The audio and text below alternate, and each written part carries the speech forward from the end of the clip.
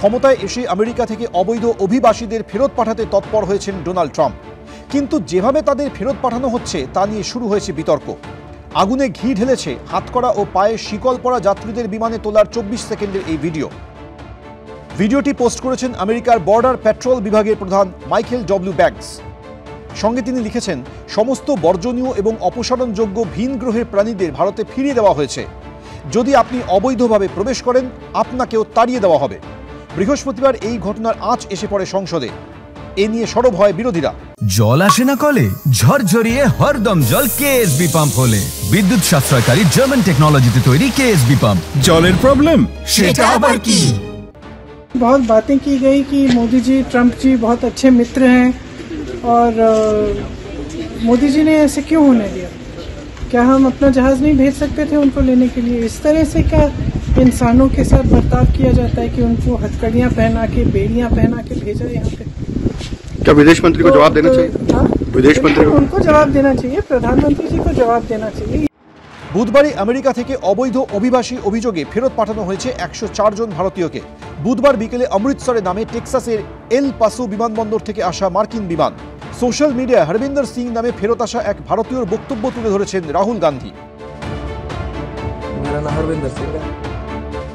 সেই সঙ্গে রাহুল গান্ধী লিখেছেন, মাননীয় প্রধানমন্ত্রী, এই মানুষটির যন্ত্রণার কথা শুনুন। ভারতীয়দের মর্যাদা এবং মানবিকতা প্রাপ্য, হাতকড়া নয়। এ বিষয়ে আলোচনা চেয়ে মুলতবি প্রস্তাব আনেন লোকসভায় কংগ্রেসের উপদলনেতা গৌরব গগৈ। লোকসভার স্পিকার ওম বিড়লা আলোচনার দাবি খারিজ করে দিলে ওয়েলে নেমে বিক্ষোভ দেখাতে শুরু করেন বিরোধীরা। সংসদ ভবন চত্বরে পোস্টার নিয়ে বিক্ষোভ দেখান।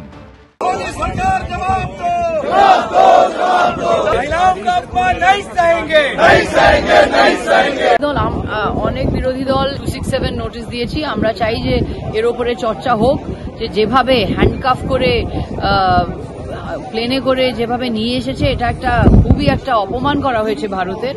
আর আমরা চাইছিলাম যে এর উপরে ডিসকাশন হোক, কিন্তু 267 নোটিশগুলো অ্যালাউ করা হলো না, তাই জন্যই আমরা ওয়াকআউট করেছি। সম্পূর্ণভাবে বিদেশ মন্ত্রক এ বিষয়ে যা বলার সংসদেই বলবেন।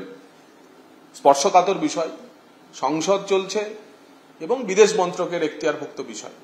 কিন্তু নীতিগতভাবে বিদেশ মন্ত্রী ইতিমধ্যেই জানিয়েছেন যে কোনো অবৈধ অভিবাসীকে ভারত ফেরত নিতে তৈরি, এবং আমাদের দেশেও যদি অবৈধ অভিবাসী থাকে, অনুপ্রবেশকারী থাকে, তাদেরকেও আমরা যে দেশ থেকে তারা অনুপ্রবেশ করেছেন সে দেশে ফেরত পাঠানোর জন্য বদ্ধপরিকর। বিদেশমন্ত্রী এস জয়শঙ্কর অবশ্য রাজ্যসভায় জানান, অবৈধ অভিবাসন ঠেকাতে সংশ্লিষ্ট সব দেশের দায়বদ্ধতা রয়েছে। তাই এটা নতুন কোনো ঘটনা নয়, বহু বছর ধরে চলে আসছে। এমন ঘটনা শুধু ভারতীয়দের সঙ্গে হচ্ছে না, অন্য দেশের ক্ষেত্রেও ঘটছে। তবে মহিলা ও শিশুদের বেড়ি বা শিকল পরানো হয়নি। বিমানে শৌচাগার ব্যবহারেরও অনুমতি দেওয়া হয়েছে।